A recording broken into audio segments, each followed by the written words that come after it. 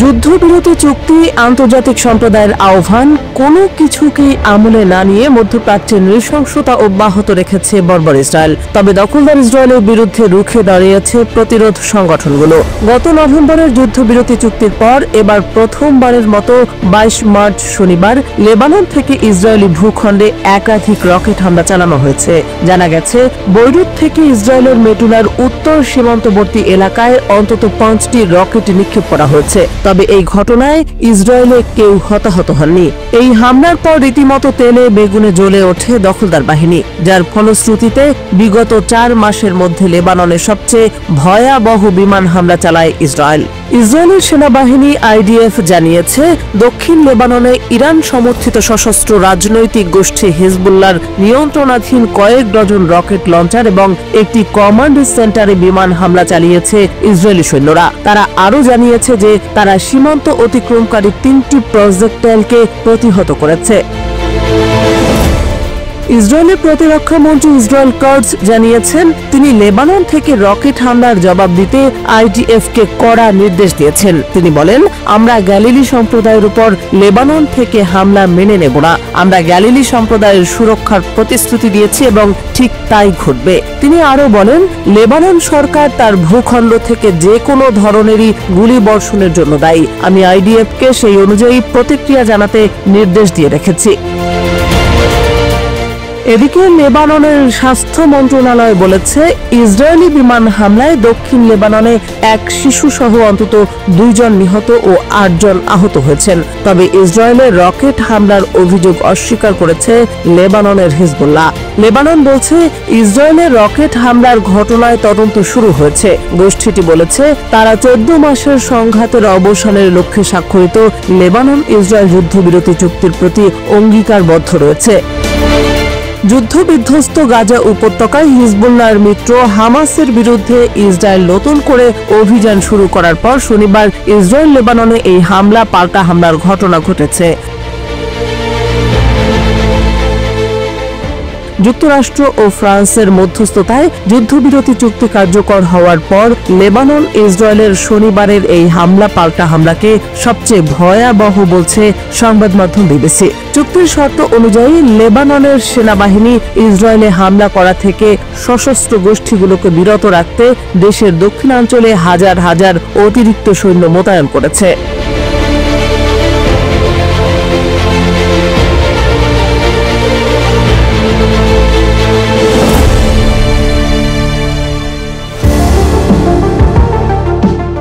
আফ্রিকার অন্যতম অতিথিপরায়ণ দেশ বুর্কিনা ফাসোতে 200 মসজিদ নির্মাণ করতে চেয়েছিল সৌদি আরব। তবে সেই প্রস্তাব প্রত্যাখ্যান করেছেন দেশটির president captain Ibrahim Traore.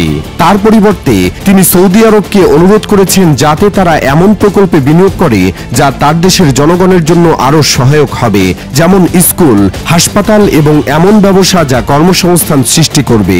20 March বৃহস্পতিবার এক প্রতিবেদনে এই খবর দিয়েছে extraafrica.com। প্রেসিডেন্ট ট্রাওরে উল্লেখ করেছেন, বুর্কিনা ফাসোতে ইতিমধ্যেই যথেষ্ট মসজিদ রয়েছে এবং অনেক মসজিদ পুরোপুরি ব্যবহার করা হয় না। তিনি ব্যাখ্যা করেছেন, দেশটির এমন উন্নয়নমূলক প্রকল্পের প্রয়োজন যা দেশটিকে শক্তিশালী করবে এবং গুরুত্বপূর্ণ ক্ষেত্রগুলোতে অগ্রগতি সাধন করবে। এই সিদ্ধান্ত তার জাতীয় উন্নয়নের বৃহত্তর পরিকল্পনার প্রতিফলন। প্রেসিডেন্ট হওয়ার পর থেকে ট্রাওরে জনগণের অবকাঠামো উন্নত করার উপর বিশেষ গুরুত্ব দিয়েছেন যাতে দেশের দীর্ঘমেয়াদী উন্নয়ন নিশ্চিত করা যায়। তার সরকার পাবলিক প্রকল্পগুলোর ব্যবস্থাপনা উন্নত করার জন্য সংস্কার চালু করেছে। আবাসন মন্ত্রণালয় এখন পুরো নির্মাণ প্রক্রিয়া নিয়ন্ত্রণ করছে, পরিকল্পনা থেকে শুরু করে নির্মাণ পর্যন্ত, এবং সব নিরাপত্তা, পরিবেশগত ও প্রযুক্তিগত মান পূরণের দিকে মনোযোগ দিচ্ছে।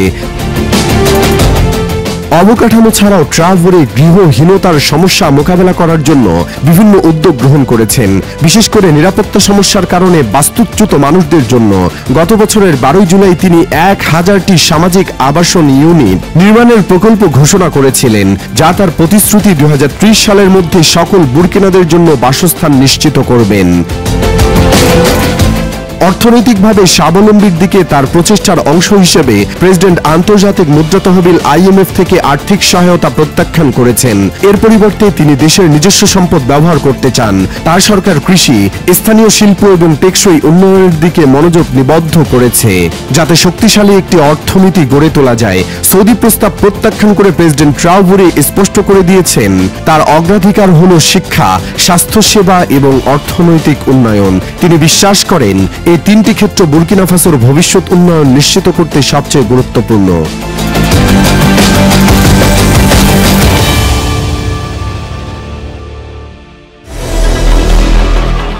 হঠাৎ করেই ব্যাপকভাবে উত্তপ্ত হয়ে উঠেছে মধ্যপ্রাচ্যের অন্যতম দেশ তুরস্ক। দেশটির রাজধানী আঙ্কারা সহ দেশ জুড়ে চলছে বিক্ষোভ।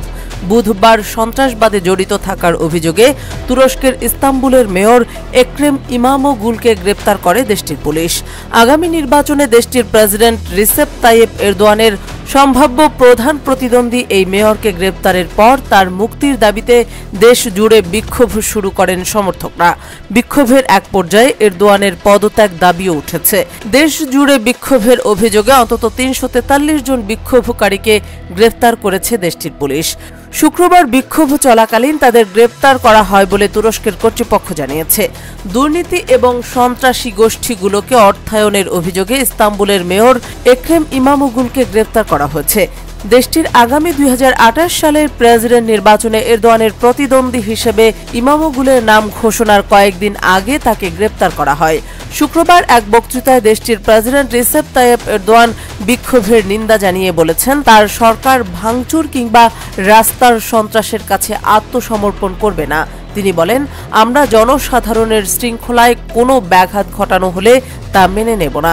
এদিকে বিক্ষোভকারীরা মেয়রের গ্রেপ্তারকে রাজনৈতিক উদ্দেশ্য প্রণোদিত আখ্যা দিয়ে তার দ্রুত মুক্তি এবং এরদোয়ানের পদত্যাগের দাবি তুলেছেন। দেশটিতে ৩ দিন ধরে চলা এই বিক্ষোভকে ২০১৩ সালের সরকার বিরোধী আন্দোলনের পর সবচেয়ে বড় আন্দোলন বলে দাবি করেছেন বিরোধীরা। সরকার বিরোধী এই বিক্ষোভ সামলাতে দেশটির আইন শৃঙ্খলা বাহিনীকে রীতিমতো হিমশিম খেতে হচ্ছে।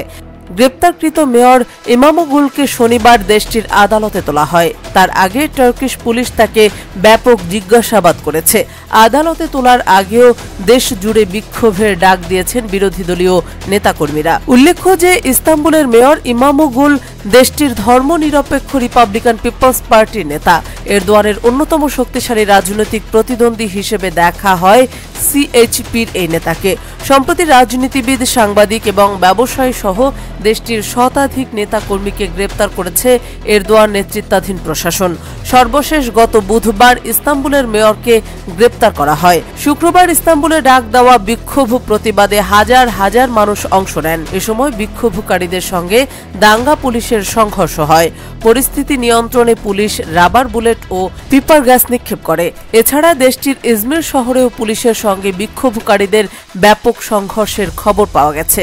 এবারের বিক্ষোভ দমনে ইস্তাম্বুলের বেশ কয়েকটি গুরুত্বপূর্ণ সড়ক বন্ধ করে দিয়েছে প্রশাসন। এছাড়া বিক্ষোভ ছড়িয়ে পড়া শহরগুলোতে সব ধরনের জমায়েতের উপর ৫ দিনের নিষেধাজ্ঞা দেওয়া হয়েছে। আবার বৃহস্পতিবার ঘটা সহিংসতার কারণে আঙ্কারা বিশ্ববিদ্যালয়ের কাছে অবস্থিত একটি মেট্রো স্টেশনও বন্ধ করে দেওয়া হয়েছে। ছাত্র জনতার গণ অভ্যুত্থানে গত বছরের ৫ আগস্ট বাংলাদেশে সাবেক সরকারের পতন ঘটে। এ সময় সরকার বিরোধী আন্দোলন সম্পর্কে ভারত অবগত ছিল বলে জানিয়েছেন দেশটির পররাষ্ট্রমন্ত্রী এস জয়শঙ্কর। তিনি বলেন, শেখ হাসিনার বিরুদ্ধে বাংলাদেশের মানুষের মধ্যে ক্ষোভ তৈরি হচ্ছিল এবং তার বিরুদ্ধে সাধারণ মানুষের মধ্যে শক্তিশালী যে বিক্ষোভ সৃষ্টি হচ্ছিল সে সম্পর্কে ভারত অবগত থাকলেও ভারত কোনো হস্তক্ষেপ করতে পারেনি। ২২ মার্চ শনিবার দেশটির পররাষ্ট্র বিষয়ক সংসদের পরামর্শক কমিটির কাছে জয়শঙ্কর এ তথ্য জানান। খবরটি প্রকাশ করেছে সংবাদ মাধ্যম দ্য হিন্দু। তিনি কমিটির কাছে দাবি করেন, স্বৈরাচার হাসিনাকে প্রভাবিত করার মতো প্রয়োজনীয় প্রভাব তাদের ছিল না। তারা হাসিনাকে শুধুমাত্র পরামর্শ দিতে পারতেন, আর কোনো সাহায্য সরবরাহ করতে পারতেন না। এছাড়া তিনি জাতিসংঘের মানবাধিকার বিষয়ক হাই কমিশনার ভলকার তুর্কের একটি সাক্ষাৎকারের বিষয়টিও তুলে ধরেন। বিবিসি ওয়ার্ল্ডের হার্ট টক অনুষ্ঠানে দেওয়া সাক্ষাৎকারে তুর্ক জানান, বাংলাদেশের নিরস্ত্র সাধারণ মানুষের বিরুদ্ধে না যেতে সেনাবাহিনীকে অনুরোধ জানিয়েছিলেন তারা। তিনি দাবি করেন, ওই সময় সতর্কতা দেওয়া হয়, নিরস্ত্র মানুষের বিরুদ্ধে গেলে জাতিসংঘের শান্তিরক্ষী বাহিনীতে বাংলাদেশকে নিষিদ্ধ করা হবে। আন্তঃবাহিনী জনসংযোগ পরিদপ্তর ISPR পরবর্তীতে অবশ্য জানায়, জাতিসংঘের মানবাধিকার বিষয়ক হাই কমিশনার ভলকার তুর্ক সেনাবাহিনীকে এ ব্যাপারে সরাসরি কিছু বলেননি। এর বদলে তৎকালীন সরকারকে তিনি এ কথা জানিয়ে থাকতে পারেন। দ্য হিন্দু প্রতিবেদনে বলা হয়েছে, পররাষ্ট্র বিষয়ক পরামর্শক কমিটি জয়শঙ্করের সঙ্গে প্রতিবেশী দেশগুলোর সঙ্গে ভারতের পররাষ্ট্রনীতি নিয়ে খোলামেলা আলোচনা করতে বৈঠকে বসেছিলেন। বিশেষ করে বাংলাদেশ, মিয়ানমার, মালদ্বীপ, শ্রীলঙ্কা ও পাকিস্তান এতে প্রাধান্য পায়। এছাড়া তারা মিয়ানমারের গৃহযুদ্ধ নিয়ে ভারতের প্রস্তুতি এবং দক্ষিণ এশিয়ার জোট সার্কের পুনর্জাগরণ নিয়ে আলোচনা করেন। এতে তিনি এই জোটটির কার্যক্রম আবারও শুরু করার ইঙ্গিত দেন। 2016 সাল থেকে সার্ক অকার্যকর হয়ে আছে। বৈঠকে পররাষ্ট্র বিষয়ক এই কমিটির সদস্যরা ভারতের প্রতিবেশী দেশগুলোর চীনের প্রভাবের বিস্তার নিয়েও আলোচনা করেন।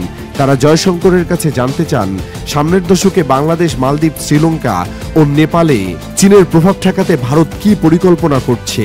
এদিকে বাংলাদেশে অন্তর্বর্তীকালীন সরকার ভারতের সঙ্গে সংলাপ শুরু করলেও দিল্লি ঢাকা সম্পর্কের টানাপোড়েনের দেখা দিয়েছে, কারণ ক্ষমতাচ্যুত সাবেক প্রধানমন্ত্রী শেখ হাসিনাকে আশ্রয় দিয়েছে ভারত। 2024 সালের ডিসেম্বরে ভারত তার পররাষ্ট্র সচিব বিক্রম মিস্ত্রিকে বাংলাদেশে পাঠিয়ে অন্তর্বর্তীকালীন সরকারের সঙ্গে যোগাযোগের চেষ্টা করে। তবে আগামী 2 থেকে 4 এপ্রিল ব্যাংককে অনুষ্ঠিতব্য বিমস্টেক সম্মেলনের ফাঁকে প্রধানমন্ত্রী নরেন্দ্র মোদী ও প্রধান উপদেষ্টা মোহাম্মদ ইউনূসের মধ্যে আনুষ্ঠানিক কোনো বৈঠক হবার ইঙ্গিত পাওয়া গেলেও এ বিষয়ে ভারতীয় পররাষ্ট্র মন্ত্রণালয় থেকে এখনো কিছু জানা যায়নি।